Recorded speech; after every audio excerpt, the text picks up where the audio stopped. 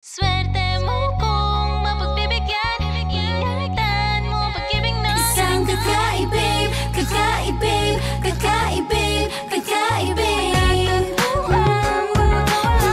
minsan lang Kakaibig, isang kakaibig, kakaibig, kakaibig, kakaibig. Simple, walang arte, prente lang siya lagi. Pagkakasundo ng puso't utak nyo ay grabe. Kayang sumabay sa trip ng inyong tropa. Siya, payatang makakatalo sa'yo sa Dota. Di ka pahihirapan pa akitin ng ligaw. Kahit ang kaya mong ipakain lang ay isa. Huwag kang magkakamali na pag-isipan siya ng jeep. Wala lang talagang kaso sa kanya kung mag-jeep. Marunong maglaba kahit wala sa itsura. Di niya na rin kailangan pang pumustura. At kahit na kanino mo dalhin at pakilala, nag-GV ang lahat sa galing niya makisama. Di na nanakalati na mumulis sa cellphone yan. Pero magloko ka lang lagot at mapepektasan. Oo, magaling siya makipagbiruan. Pero ang puso mo'y hindi paglalaruan. Swerte mo kung mapagbibigyan, ingatan mo ang pag-ibig na Isang kakaibig, kakaibig, kakaibig, kakaibig. Pagtagpuan o pagkawalan,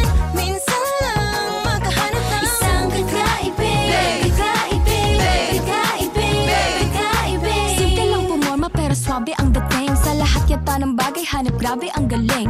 Chick na mahin hindi makabasag pinggan. Pero sa basketball tambak hindi ka papagbigyan. Di niya na kailangan ng gagayo mo para puso mo ay kanyang makuha. Di rin siya yung tipo na babae na pantrip lang. Kung manloloko ka, mag-isip ka please lang. Ang ganda niya isapat para mapakanta ka na. Sa'yo na ang lahat.